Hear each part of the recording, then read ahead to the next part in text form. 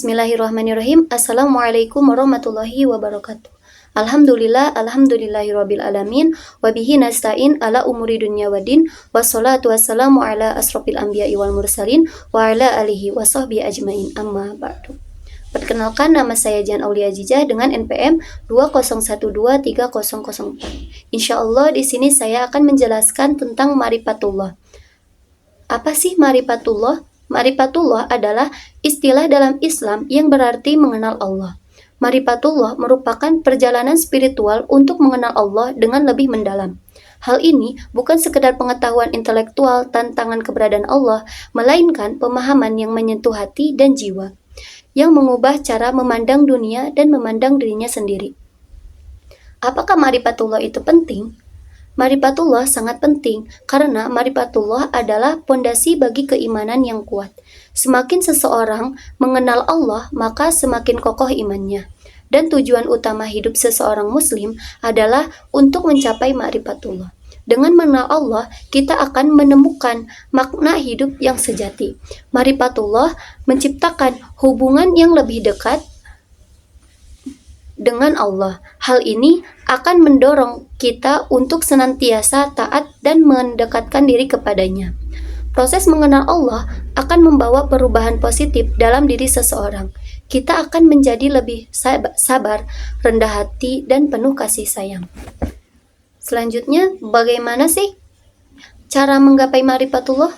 Cara menggapai ma'rifatullah, kita harus terbebas dari beberapa hal. Di antaranya yaitu terbebas dari sifat sombong, terbebas dari sifat kezaliman dan dusta, terbebas dari kelalaian, terbebas dari perbuatan dosa, yang intinya kita terbebas dari sifat-sifat yang tercela. Karena Allah tidak suka kepada seorang yang melakukan keburukan.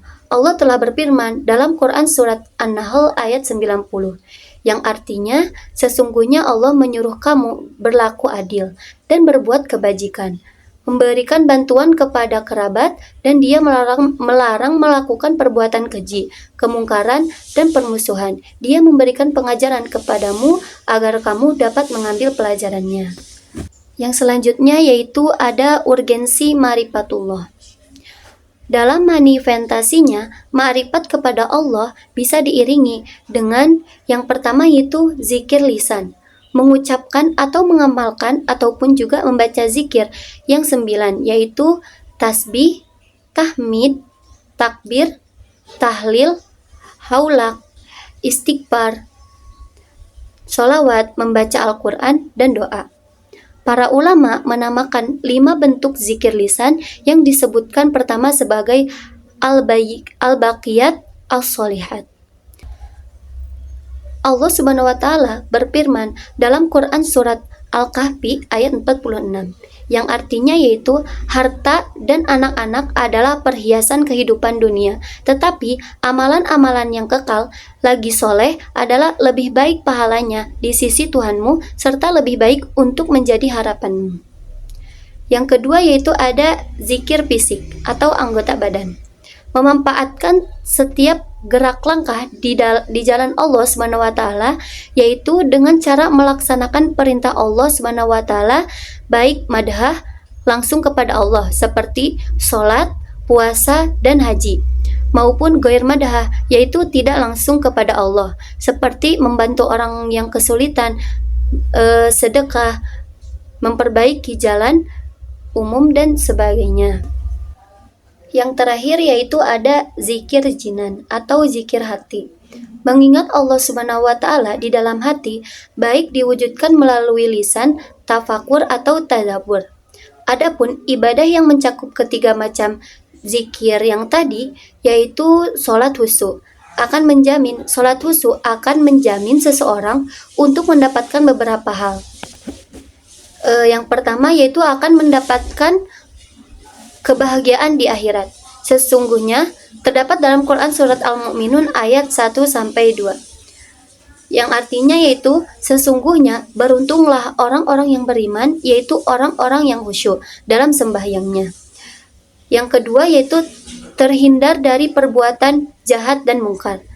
Terdapat dalam Quran surat Al-Ankabut ayat 45, yang artinya yaitu Bacalah apa yang telah diwahyukan kepadamu, yaitu Al-Quran, dan dirikanlah sholat. Sesungguhnya sholat itu mencegah dari perbuatan-perbuatan keji dan mungkar, dan sesungguhnya mengingat Allah adalah lebih besar keutamaannya dari ibadah-ibadah yang lain. Dan Allah mengetahui apa yang kamu kerjakan. Yang terakhir yaitu menerima pertolongan dari Allah. Terdapat dalam Quran Surat Al-Baqarah ayat 45, yang artinya yaitu, jadikanlah sabar dan sholat sebagai penolongmu, dan sesungguhnya yang demikian itu sungguh berat kecuali bagi orang-orang yang khusyuk. Dijelaskan bahwa marifat akan menyucikan jiwa seseorang, yang akan mendorong munculnya amal soleh dan akan menghapus dosa-dosa yang melekat dalam diri. Hingga jika kita ingin hati tentram, tidak mudah putus asa dalam menjalankan hidup, tentu kita harus selalu berusaha meraih marifat dari Allah SWT. Ada sebuah perkataan ulama bahwa seseorang yang mengenal dirinya akan mengenal Tuhannya. Apakah itu benar?